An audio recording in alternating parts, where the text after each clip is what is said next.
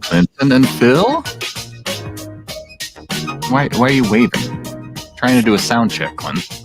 Okay, how's this? You sound good. Is my gain up enough? Doesn't sound too loud for me. Yeah, you sound fine. Yeah, okay. You should slam more drinks down on your table though while we're recording. Like this. There you go.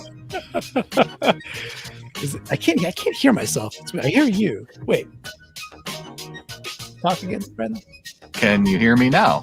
Yeah, it's good. I'm coming through the. Yeah. Yeah. How you doing, Phil? Can Phil hear us? Papa, can you hear me? Mr. Phil, can you hear me?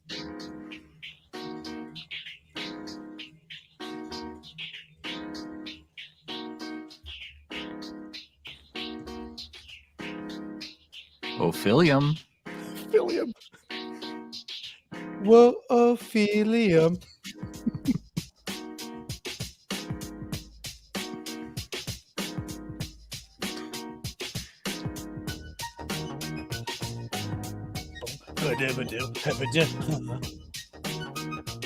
We might just have to go live and then figure it out then. Yeah. Seems like he's. Well, I could text him or text us. I texted him. Oh, okay. Did he respond? Not yet. Now, Think so? Better. how about that? There we go. There I don't you are. know. It helps when you plug in the headphones because then the sound actually comes out. Who would have thunk it? All right, here we go. You're good? I'm good. We're good. You guys sound lovely. So do you. Oh, let's not forget to tell people to subscribe and join and all that jazz. I think they just heard you. Oh, great. Subscribe Hey, and everybody. join. Everybody, Oh. subscribe, Maybe join. subscribing and joining would be All great. that, We're gonna all start. that jazz. All that jazz.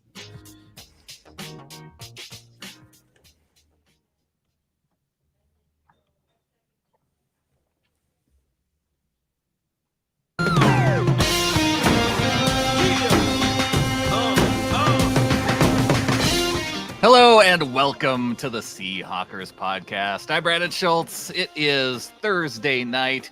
We are live. I'm here with Clinton Bonner and Mr. Phil. And hey, we even got Adam Emmert in the chat who is traveling and not able to join us on the screen, but he is here with us. And how you doing, guys? Clinton, how you doing? Yeah, I'm doing great. I wanted people to subscribe and join and all that jazz.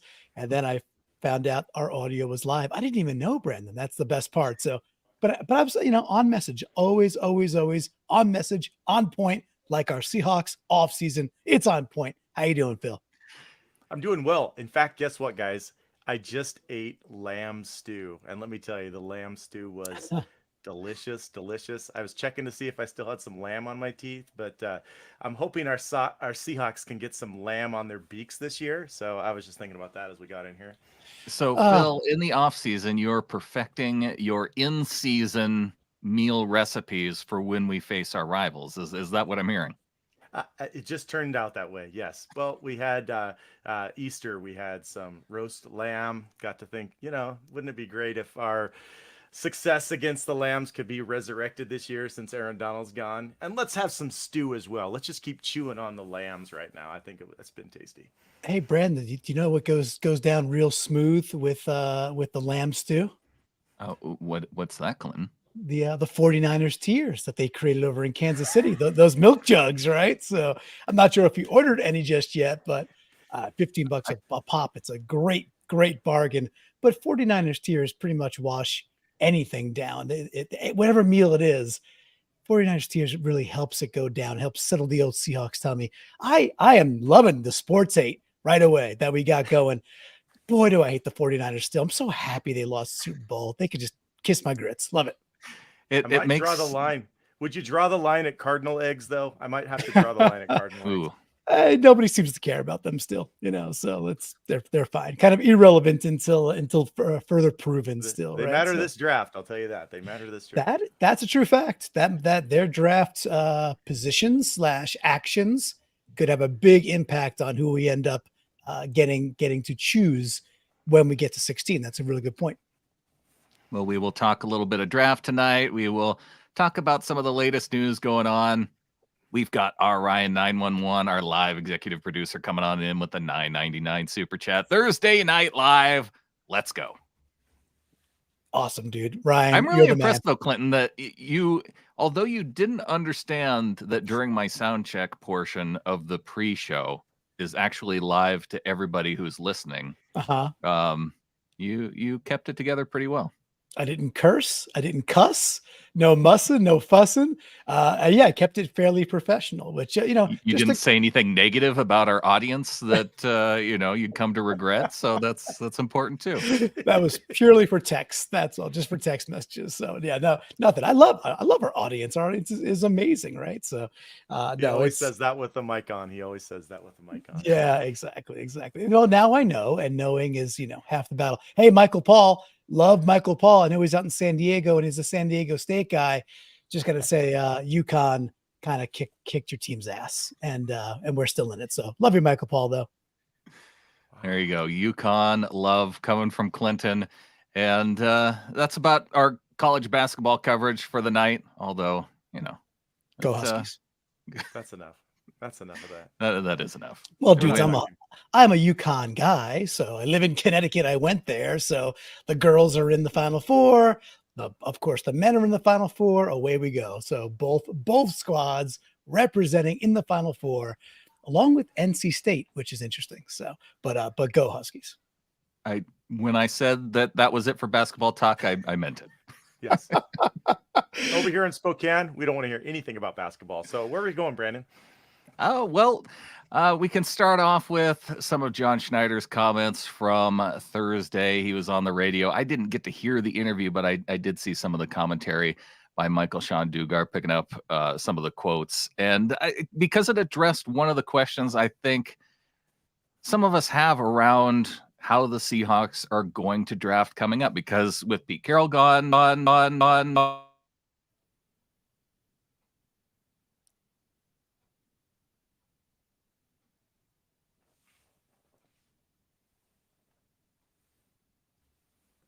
You're not hearing me. Nope. Okay. I check. I thought for a second it might be just me, so I just was like, let me remain calm and not say anything because this thing's live. I found out. So yeah, Brandon, you went off for a second. You're kind of back, but your audio skipped a bit. Well, Brandon's gone for a second, so we'll let Brandon come on back in. It's okay, folks. This is what happens when it's Thursday Night Live. Hey, Clinton. So Did you get the cool sound effect like it was some kind of video where Brandon says "gone, gone, gone"? Yes, gone. I got the Max Headroom effect. Yeah, for sure there. So he'll be back. He's always back, folks. And in the meantime, I think he was starting to get into the John Schneider's talk show. Phil, did you have a chance to watch it or listen today, or get any gatherings around what John said potentially when it comes to our 16th pick? I did see something out there. They asked him what he thought about Penix, and he's like, well, yeah, Grubb really, really likes him. He thinks he's a heck of a ball player. But beyond that, or jumping off from that, anything to glean from that? Or is that just kind of obvious fodder that, yeah, the dude who is really, really good that the coach just coached is somebody that he really likes? No, that was one of those perfect answer to a tough question. I thought John nailed that one. How better could you answer than to go ahead and say, yeah, our coach, our offensive coordinator, that was his offensive coordinator, he loves him. And by the way, he had two of some of the most successful quarterbacking seasons that anybody had over the last couple of years. Duh, he likes him. I thought that was a great answer by John. I wonder if where Brandon was going was the question that had something to do with John changing strategy with the new coaching staff, because a lot of things were said about that. And one of the things John said was, well, we like a lot of the same players. It turns out that football people like a lot of the same type of football players. Most of us are not looking for cornerbacks that are my size, he said. That's what John said. Okay, so I guess some gleanings there. Wants maybe the bigger, lengthier. But what does that? Okay, I guess the piece for me, that the question I would ask back to you, and I think for the listeners too, is, well, is he trying to say, hey, the last 14 years are kind of what I like and what McDonald happens to like, or is he saying there's a juxtaposition between what Pete would fancy and what McDonald would fancy? Is there any? What do you glean from that? I think this is my chance to give this answer to both questions and say yes. It turns out John's kind of like, these are what I like, and I found another coach that I kind of likes the same kind of football people that I like, and so here we go. We do want to fit according to some of the things they know that they're looking for. He added that in, but there's no doubt that he feels Pete Carroll likes the type of mentality that Mike McDonald likes. That seemed to be the vibe. And whether that's how John chose it or it just happens to be that way, I imagine there's some correlation, because it seemed like John and Pete mostly got along on the type of individuals that they were looking for. Is that what you took from that, Brandon? Well, I just now started to hear you guys again, so that was I'm sure I agree with everything that you just said. Okay. Yeah, we were just trying to pick apart, trying to parse some McDonald's language, and just, he's saying, oh, we kind of like the same type of player, but what does that mean? Does it mean Schneider was saying that about McDonald, right? That Mike's team likes what Pete's team liked as far as player types. Gotcha. Well, and Phil, while we're kind of stopped too, you might adjust your mic a little bit. You are a little low. I'm a little low. Okay. So maybe just bring it closer or turn it up. Like you. Yeah. Perfect. Well, welcome. Garen commented in the chat, so yeah, here we are on the fly trying to work things out, like bugs and my mic just cutting out and audio just cutting out. It's fun. It's live, people. And that's how you know it's live. Lamb. That's how you know. Give Garen a tip. Garen's barbecue is amazing. He just needs to add lamb, of course, and possibly cardinal to his list of meats that he cooks, that he barbecues. All right. So where were you guys at as far as what were you talking about? What did I miss? We were talking about how John Schneider said that we're still looking for a lot of the same kind of players. New coaching staff. Mike likes those kinds of players. That's how far we got into the John interview. Yeah, because John wants good players, and that tends to be how general managers work. And so they're not going to necessarily change how they approach that. But I still have that question of, what are some of the tweaks that are we at least going to see guys who are maybe a little more versatile? Yeah. Because that's one of the things I think we've heard from Mike McDonald. He wants versatile players, especially on defense. And maybe we're even starting to see that a little bit with some of their free agent signings on offense. I mean, Laviska Shenault, the guy that they just brought in this week, and he seems to be a versatile player. He plays wide receiver, but you see him used out of the backfield a little bit as a running back. And so he does have those. They also signed him for special teams, whether it's kick returner, punt returner. So I think they're looking for him to be that versatile type player that, and maybe a little bit of de-escroage insurance. Sorry, guys. I know that could hurt you a little bit, Phil. It feels like you listened to the interview, because John was hyping up Laviska, especially about having the two kick returners, except for the part that I think he sees a spot for D on one side, Laviska on the other. He's really hoping to have dynamic guys on both sides, since they're required to have two returners. And he really got into how much he likes this new rule, but all the versatility stuff you said about Shenault, plus how strong he is, John absolutely was hyping him. What do you think about Laviska coming in, Clinton? He was amazing in college, and he was a super fun. Like when he got drafted, I play a lot of fantasy football. So when he got drafted, it was like, oh my gosh, this guy's going to tear up the league. And he just didn't. And it seemed to me that some of the things, just him he looked super, super fast and super quick and super, quick twitch in college. And I'm not sure exactly what happened, but it has not translated to the pro game in ways that he's just bounced around. And when he was drafted, so Brandon, a couple of years ago, you'll remember, I was like, we gotta get that third wide receiver. We gotta get the quick, the twitchy guy. And there was some players in the Bills I loved, and just different teams that I thought did a real nice job with that WR3 and used them quite differently. And Laviska Shenault for me was kind of the mold of like, that's the kind of dude. So now I think we have two of those kinds of dudes.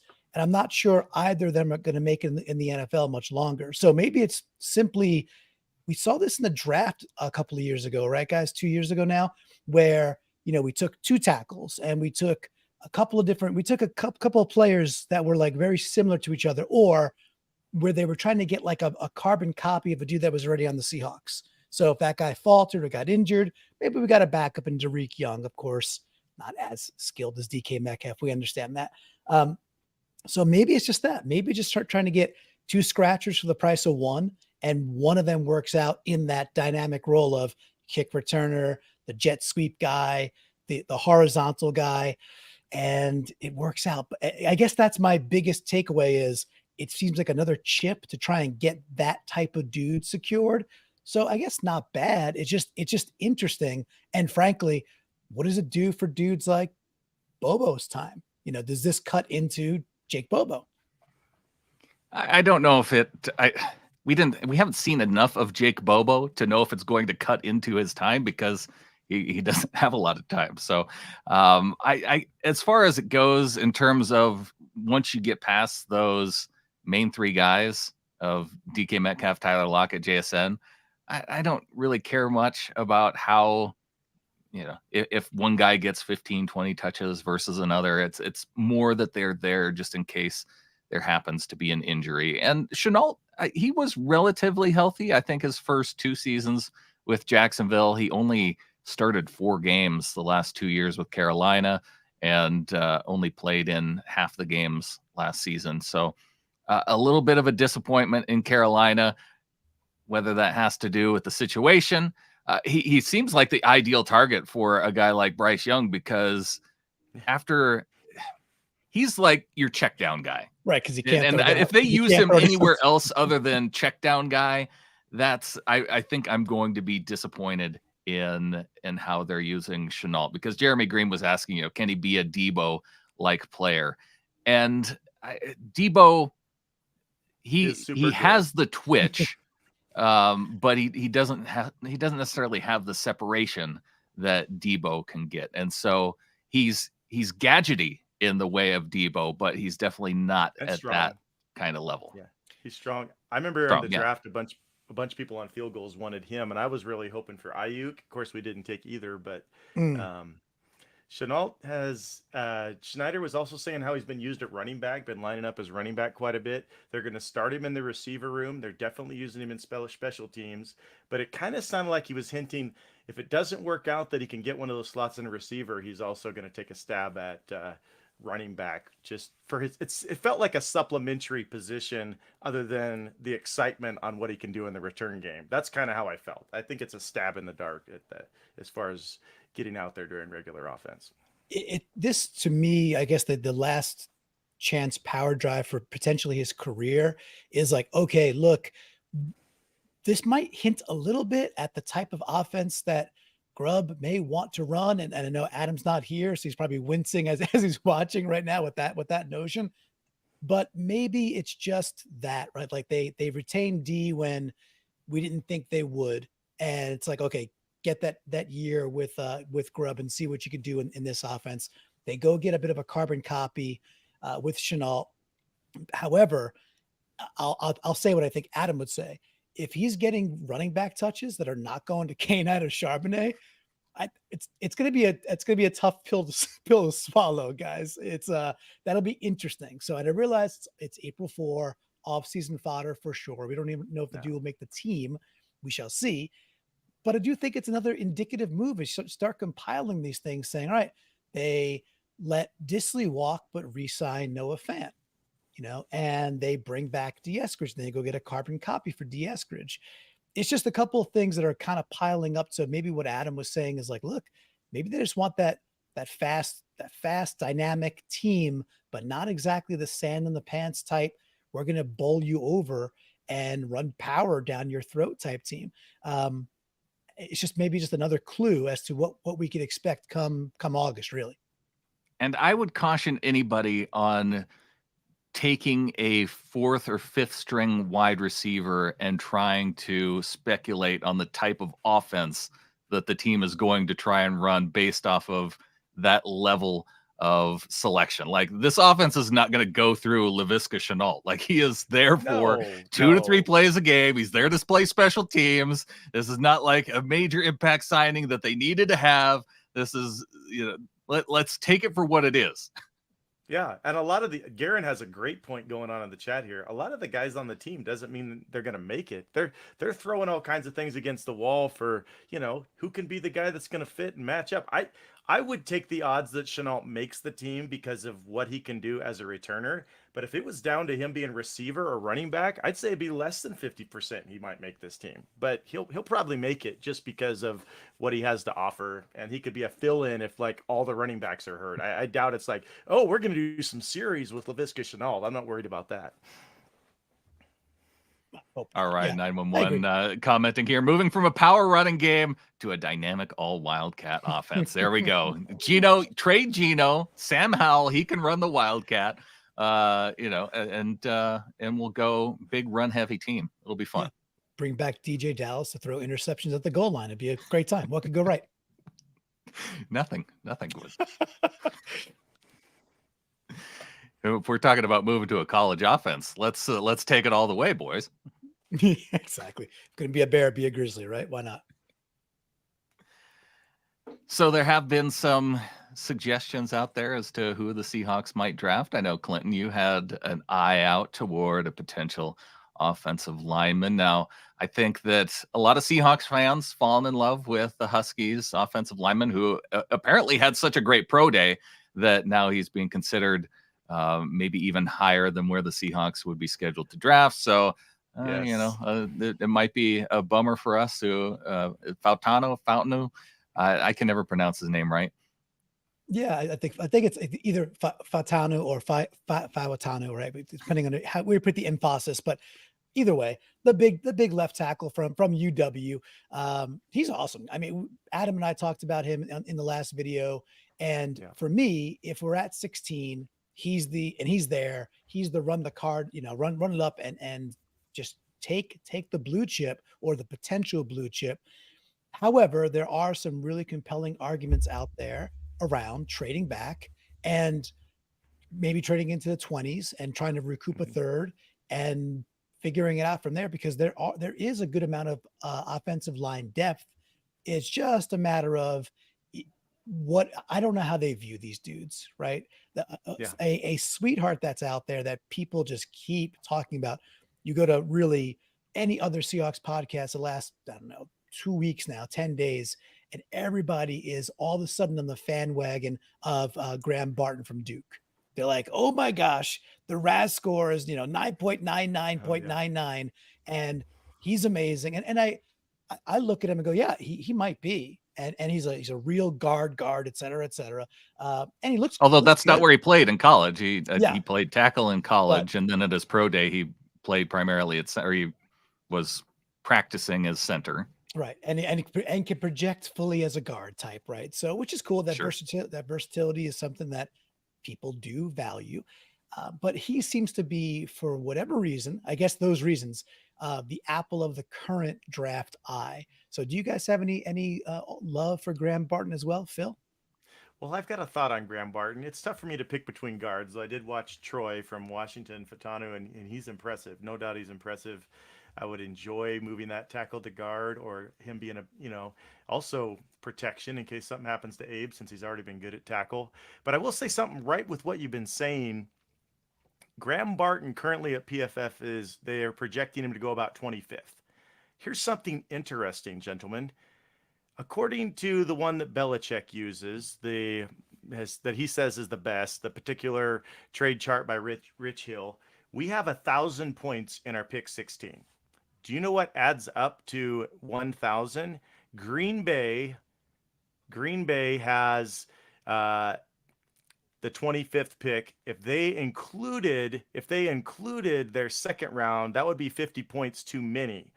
But If he fell down just a couple more to like 26, 27, that would be where we could trade to that slot and also get a second round pick. So anybody that's hoping we could direct trade our first for a first and a second, you're looking at after 25 at best. It's going to be after 25. Otherwise, if we're going to get a second, we're going to probably throw in our third, is what it's going to take. It's more likely if we want to trade just a little bit and drop back just a touch, that, as many have said, we'll end up with a third. So the guards after Graham Barton, it gets a little more, I don't know, for spicy in that it's kind of pick the guy that you might like, maybe whatever flavor that you prefer. But up to Barton, like somewhere in there, it's like everybody agrees these guys are likely starters. Good chance you might even get a blue chip out of them. But after that, it's going to be more serious evaluators that determine. So, Brandon, how would you feel about dropping into the 20s and hope that somebody like Barton is still there if you got a chance at still getting a second?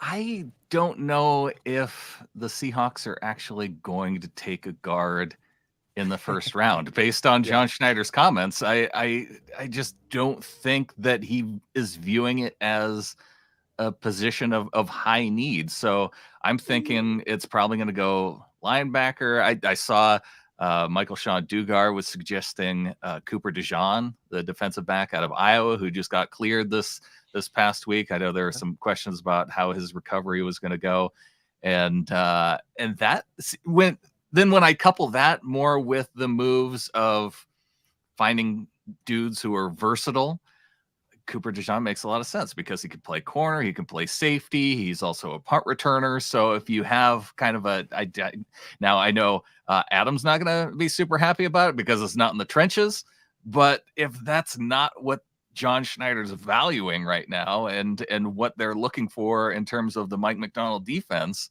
I think it could make a little bit more sense to have that versatile defensive back piece. But is John Schneider telling all of his competitors exactly what he wants to do early in the draft? Is it a smokescreen that he was potentially truthful in not valuing guards like he hasn't his entire time as a GM in Seattle? But what about Fetty and Carpenter? I guess he was hoping they were going to be tackles. Yeah, and they were drafted as tackles. Well, like I said, we could always just draft Barton or Fatano as a tackle and then do what we got to do, right? And just whatever you got to manipulate, whatever you got to tell yourself. The part that I'm a little vexed with, I will challenge it a bit, and I understand how John Schneider talks about it. Also, the Seahawks had never taken a cornerback. What was the highest they took? Third round, I believe, before last year. Right. And then, the right guy comes along at pick 5 and they're like second round, they took safety in second round. Well, first round with Earl Thomas. Well, Earl at the very beginning. Yeah.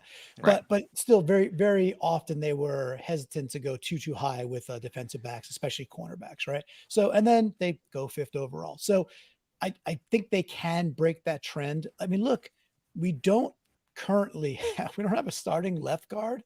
And I don't really think we have a starting right guard. There's dudes. I understand Bradford's there. I understand Fant could kick inside. There's guys. I don't think we have a starter on the team potentially right now. So, from a needs basis, I think he's got to get over himself a little bit. If not, or he goes and gets a veteran.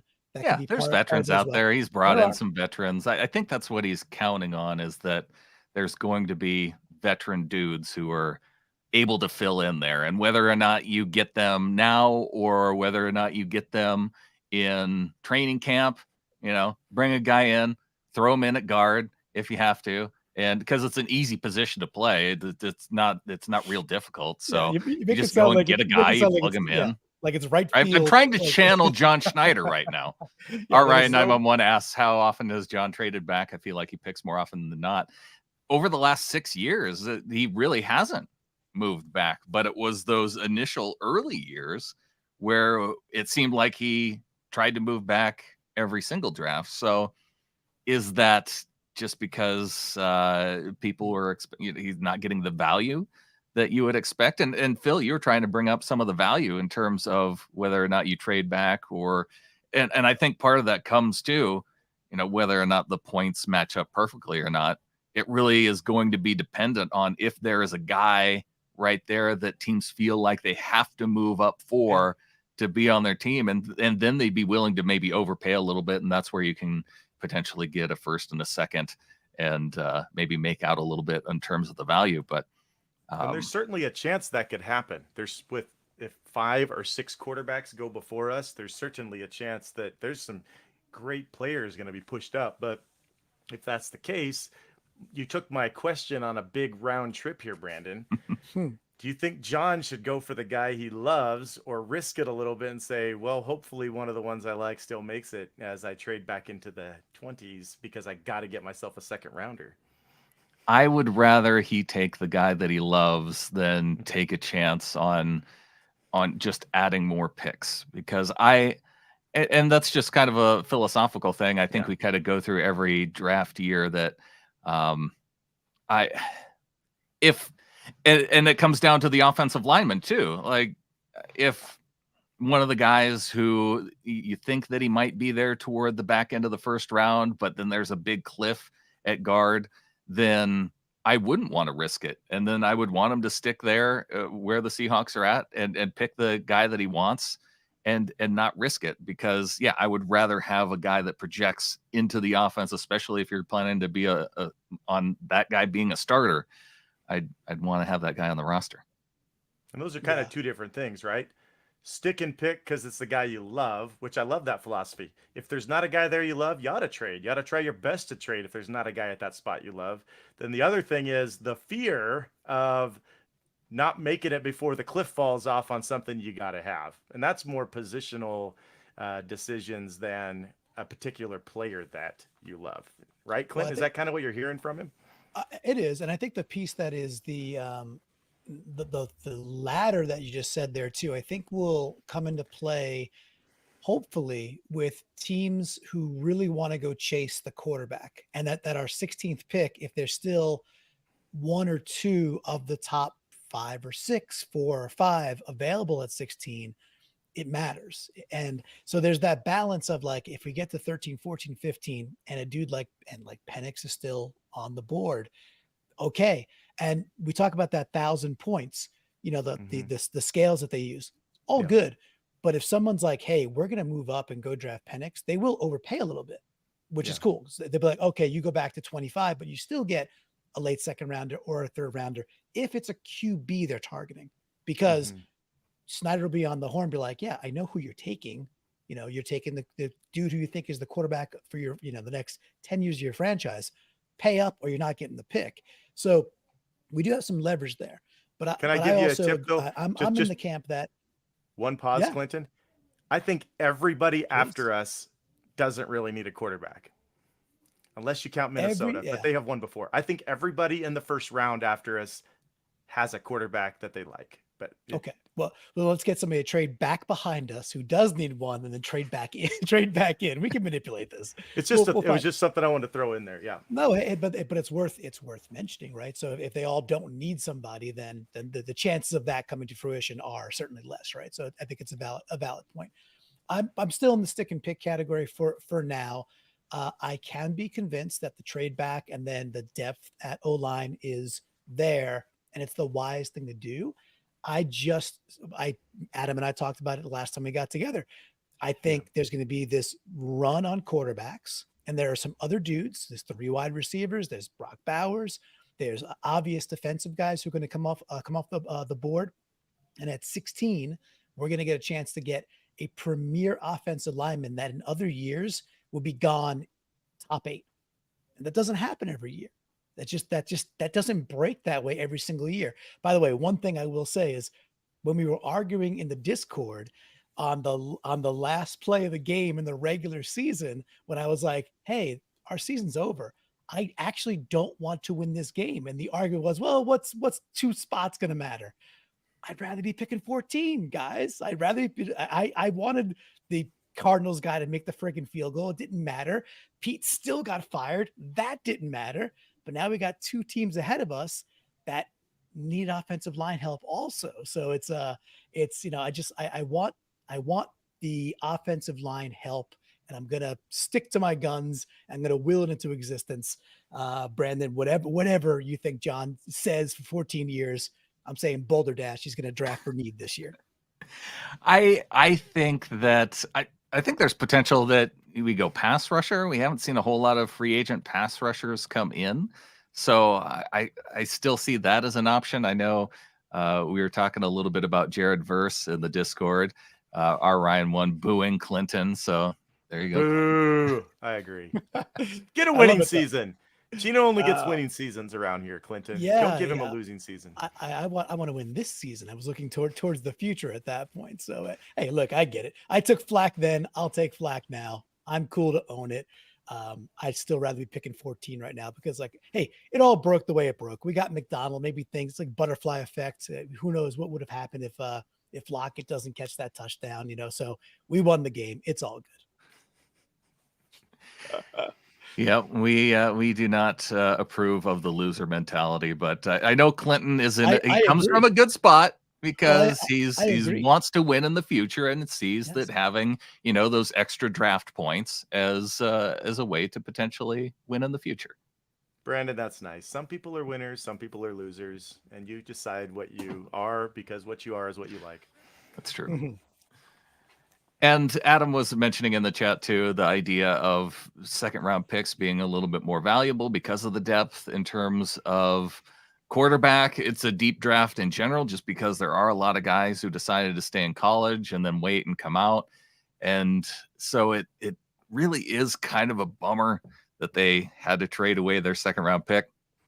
I happen to like Leonard Williams a lot, so that pick makes a lot of sense. I don't think you're getting anybody of Leonard Williams type caliber, even in the draft. I mean, in terms of the defensive linemen that we're seeing, the thing with he is a little bit older, but have a seasoned defensive lineman. That's important.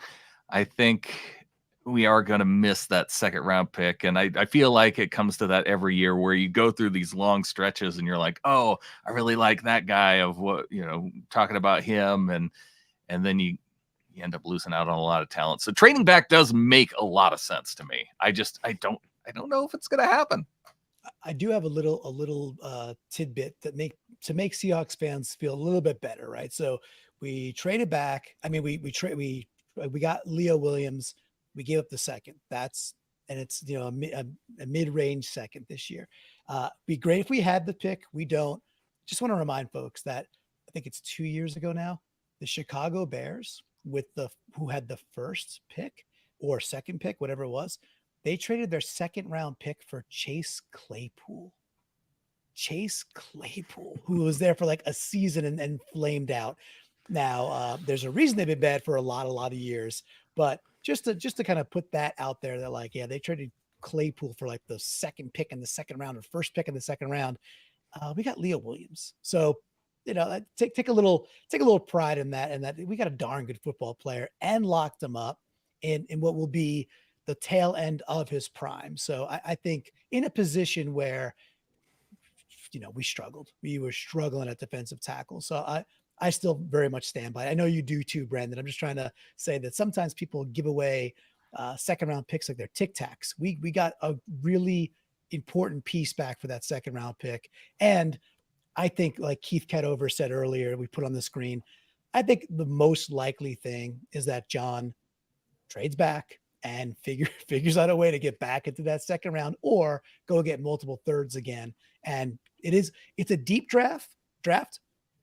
And it also falls off a cliff. That's what is like the rumored out there. It's like you get to about 120 players or so, and then the talent really, really drops off, is what the rumors are out there from the Jim Nagy's of the world and the folks who really cover the draft. So you do want to kind of get front loaded if you can, trading back to get more in that top 120. It does make sense. I'm still going to believe and hope that if we have a blue chip guy there, we stick with him and pick him. So that's what I'm hoping for. Phil, are you on one side or the other at this point? Well, I got a couple things. You talked about what's going to make 12s, Flockers, Seahawks fans a little happier. Clinton, I know what makes us happier. Winning makes us happier. Not losing, not having our last game be losing. That's one thing. The other thing is I want to stick and pick. I'm in agreement as Brandon was saying it. I think he put words to how I've kind of been feeling without figuring out how to nail it down. If John loves a guy. Now, I don't know who John loves, but if John loves a guy and he makes it to us, I want him to take that guy. I'm all about that. If there's not a guy that he loves, I want more picks. I want more players on this team. Here's how I'll twist that question toward you guys, because I've got a guy that if he's there, I think John will love him. I think Mike will love him, and I would like to have him. Do you guys have one or two of those? Maybe you'll take mine before it comes to me. That's fine. That'll validate my idea. But do you have a guy, Brandon, that if he's there, you think John and Mike are going to love him, or you love him, and we got to get him? I think the Huskies lineman falls into that category for me, but also Jared Verse, the pass rusher out of Florida, or Florida State. Florida State. I think that would be a tough one to pass up, even though they have a little bit of depth at that position. I don't think you can have too much depth, and so that one would be intriguing to me if he fell and he were there. And I still. I think I'm out on quarterback. I think even though it is a deep class, and Adam and I are going to be kicking off our review of the quarterback class here pretty soon, I have, and not to say I'm not out on it once you get to like round 3, 4, or 5, that sort of thing. But in terms of round 1, I might be out. And while Clinton says Brandon's going to throw a bunch of these on there. They're starting to cycle through the chat. Your guy that you got to have, if he's there, you want John to take him. You'll be sad if he doesn't make it. Clinton, do you got a guy or two that we got to get him if he's there? Yeah. So, I mean, Corey's got 2 here, which are very similar players, right? So you got the Oregon State guy in Fuaga, and you've got, of course, Faitano from Washington, as we talked about. They're 2, but then just to flip it over to the defensive side, this might be the one off the board. In fact, I think this might be your guy, Phil, just because I think you like this type of player. But Johnny Newton from Illinois, to me, I like him. That defensive tackle, disruptive. I know we have a lot of defensive tackles. I get that.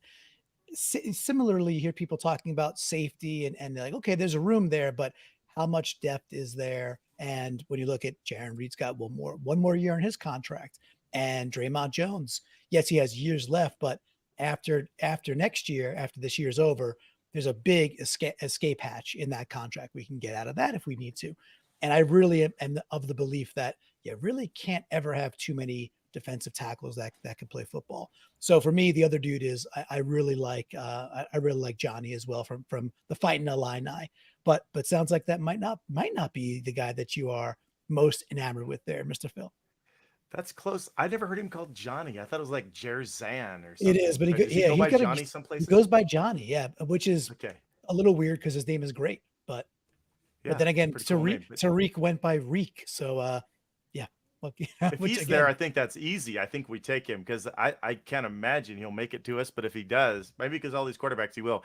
My guy is very close to that. Byron Murphy, second from the Longhorns. Have you watched this dude play?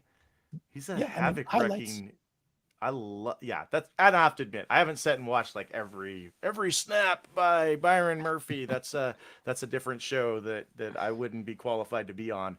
But I do like watching his highlights, and I like the things that I've seen and what has been said about him. I feel like if he's there, it'd be pretty tough to go ahead and drop. Now I'll be sad as well because I know that means we're playing with a retread old guard. That's who we're getting.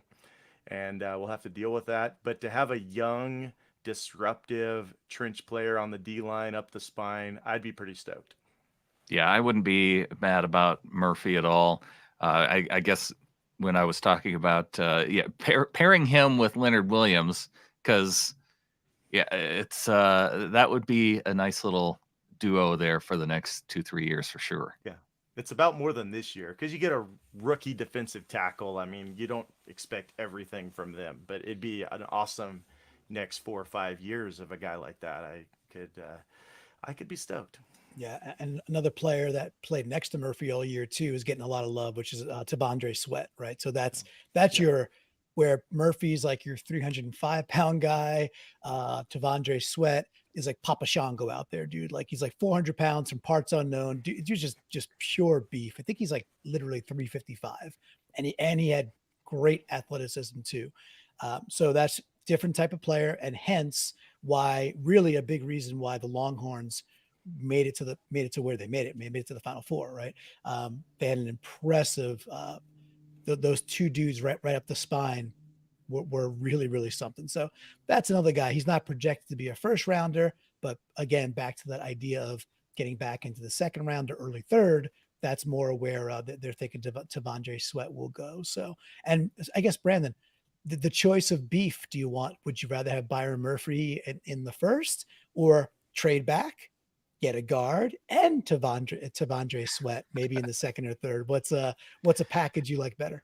Yeah, that would be a little bit tough, because defensive linemen, unless that they're going to have that combination of, like Leonard Williams, of being able to get after the passer and also be a run stuffer in the middle, like a 3-down interior lineman.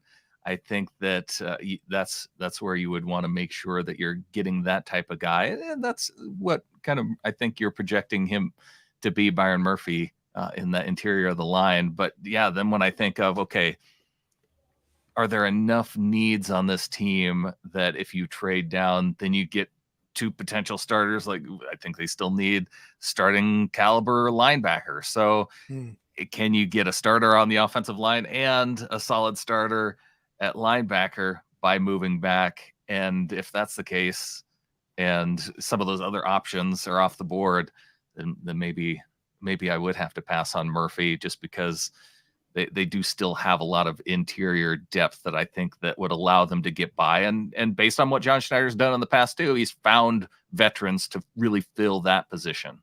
Yeah. And Phil, Brandon's talking about linebackers too.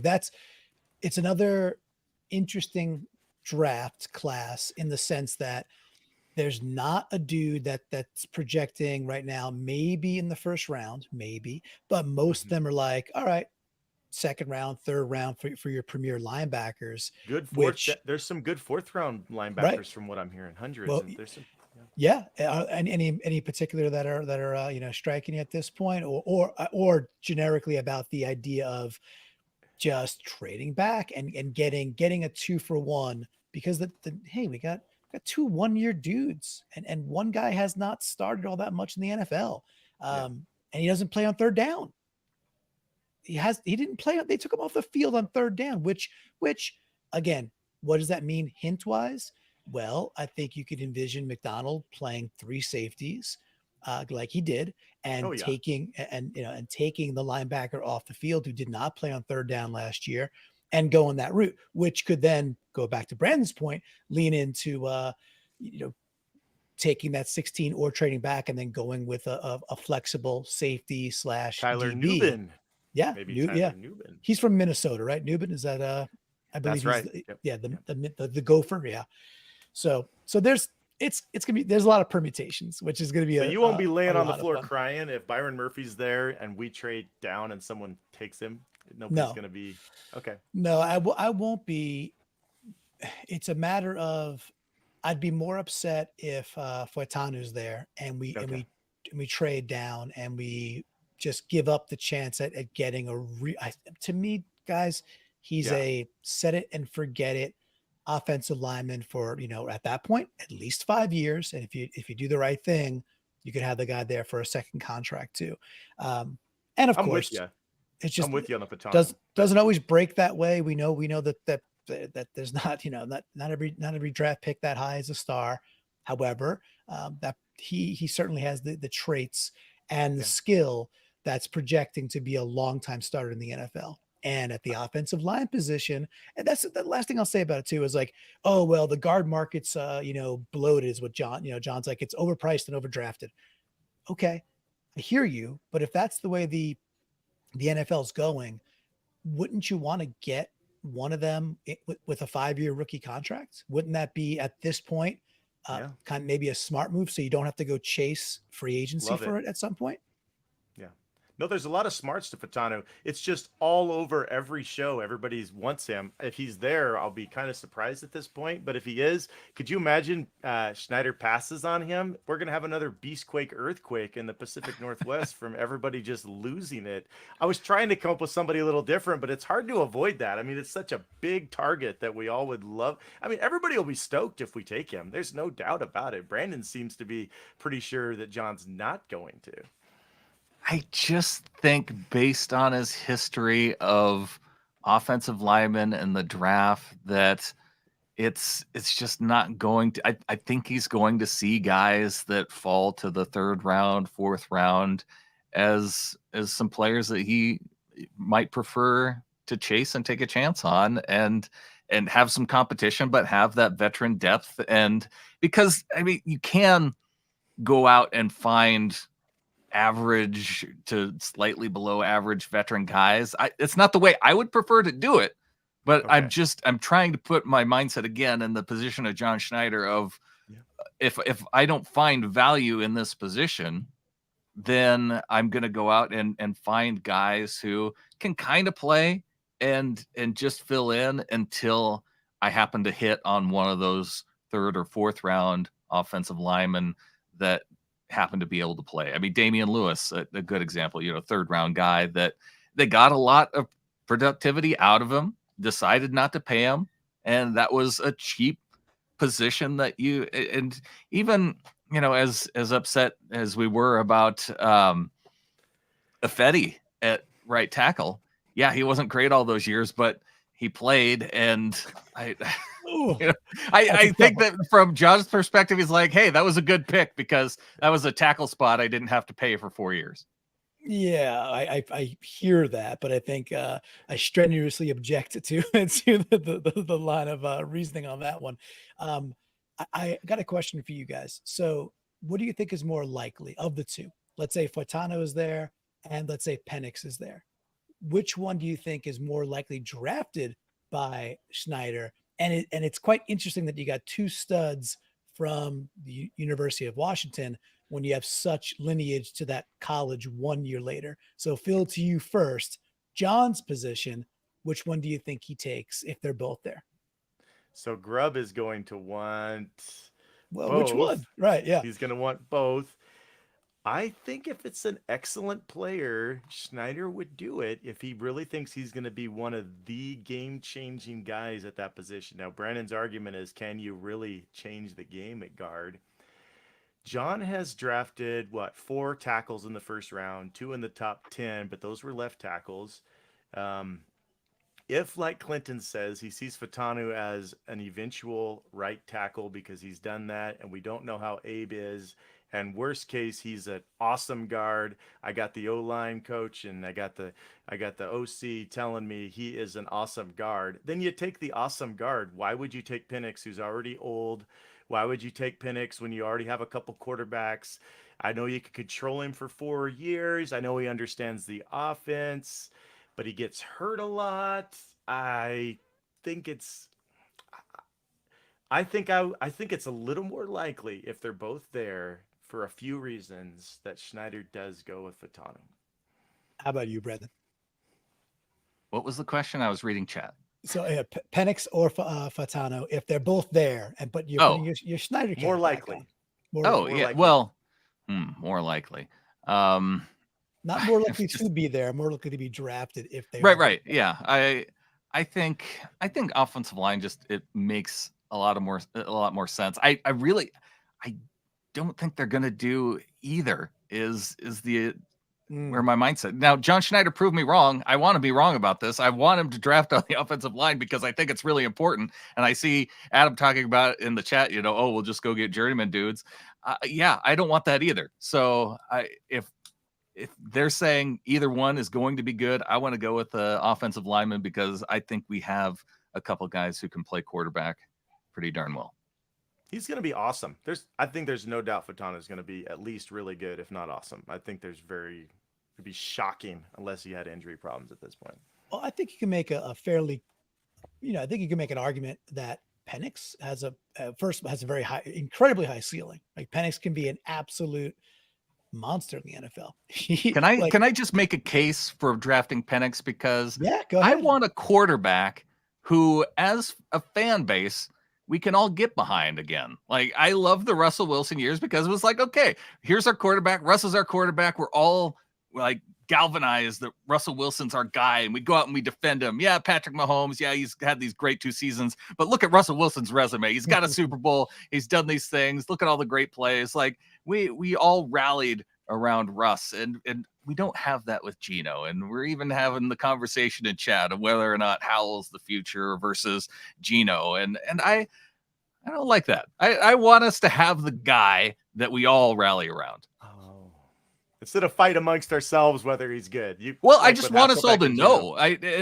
Because I think we have that with Geno. Like, a lot of us, we like Geno a lot, and there's people that are like, well, yeah, but is he really the future? And there's some stuff that he can't really do. So there's that division there. And I want it to be like rock solid, have our dude. But I want Geno to succeed more for Geno than I ever did for Russ. I wanted Russ to win for me because I wanted the Seahawks to win. But I want Geno to win, especially because of all of his doubters, like maybe even more so. Well, I think we all want that. I don't think there's anybody rooting for Geno to fail necessarily. It's more around the idea of, and he didn't get drafted by the team. Oh, yeah. I don't necessarily know what the what could bring people on board to all rally. Well, that part's easy. That's just winning, right? I mean, that's like, and it's just like, look at the Rich Gannon arc, right? Because that's what Geno's career is on. And if they get to the Super Bowl, and it was like, that was the Tampa Bay game versus the Raiders, and it was the year after what Gruden had left, and they knew they didn't change the play calls. And so Tampa Bay smokes them in the Super Bowl because the rumor was they literally didn't change the playbook, which is insane. But the Rich Gannon arc, I mean, if you go, ask Raider fans how they feel about Rich Gannon, they love the dude. They love that end of career arc and got him to a Super Bowl.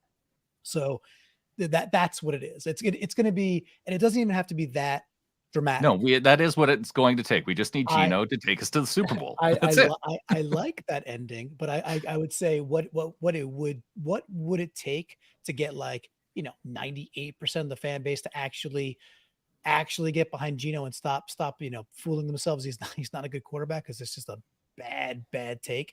Would be winning the division, right?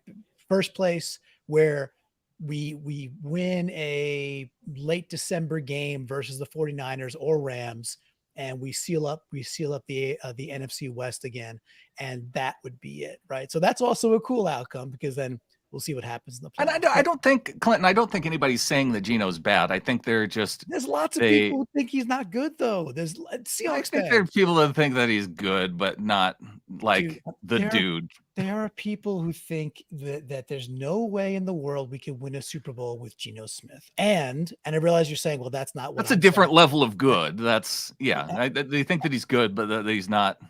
And that's fine. Some people think he's kind of just a whatever. They do not look at him as or look at the stats behind it and being like, this guy had terrible protection last year. Terrible. Every stat you look at, terrible protection. He's been good for 2 years. It's like some of the best NFC quarterback numbers the last 2 years combined. So I'm going to stand for Geno quite a bit. Obviously, I think he's a good quarterback. He's won me over. I think he's quite consistent. And fellas, what would happen if you give Geno reads things really, really well. He goes through his progressions extraordinarily well. He's really good at that. What happens if you give him time consistently to work through his progressions? I just think he's going to have like Dak Prescott style regular season numbers. I think that's the ceiling for Geno, which is to say, high-end Pro Bowler. Which is why we need the O-lineman.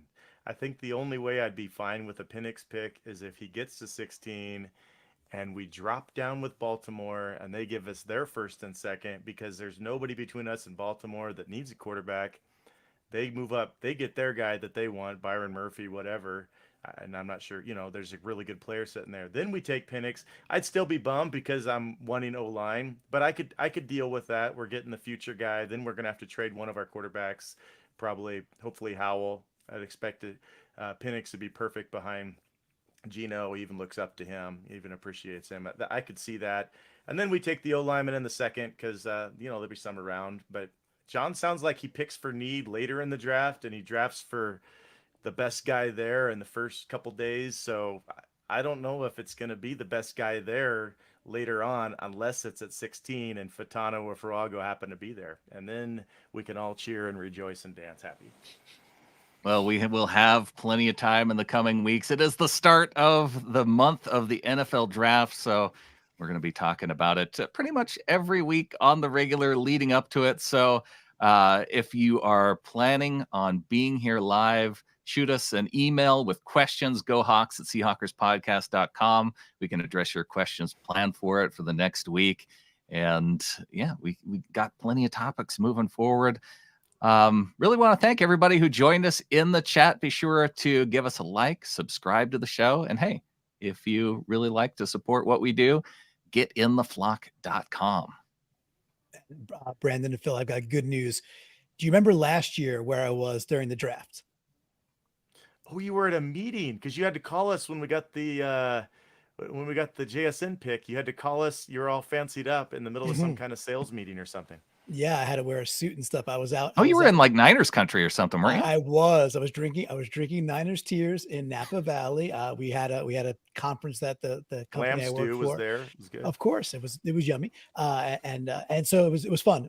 And it was my fault because I scheduled the event and my team ran the event and I put it over the NFL draft. Well, just want to say 1 year older, 1 year wiser. Our event is in 2 weeks. This year it's in Miami, Florida. And in 3 weeks, I will be home with all of you watching the draft live. And I'm fired up for that because I did not make the second mistake twice. I checked it and I told the team, I was like, no. I was like, it cannot be this weekend. It's got to be either before or after. And we booked it for the week before. So I'm with y'all this time for the draft. And I'm fired up about that. A good reminder to everybody at the beginning of draft month, set your plans now, get ready, make sure that you are there and you can be live and hang out with us not every Thursday for sure, but especially when it's draft Thursday. Yeah, fired up for that. I'm fired up for our first round. I mean, guys, the draft's in like 3 weeks now, right? 3 weeks. It's about it. So it is time. And then it just snowballs. Then it snowballs. And we're gonna have so much to talk about. The end of free agency. We get to pick apart. And Brandon, you and Adam get to do the show where you get the phone calls. I love that one. I look forward to that every single year. Definitely. So, man, it's 10:30 on the East Coast. I'm not going to bed now. Now you guys got me fired. I can't go to bed. I got to just find something to do. Clinton's all fired up. Hopefully the chat's all fired up. Phil, really appreciate you joining in. Clinton as well. And I think with that, gentlemen, there's only one thing left to say. Go Hawks. And we won the last game of the season. Hallelujah. That we won the last game.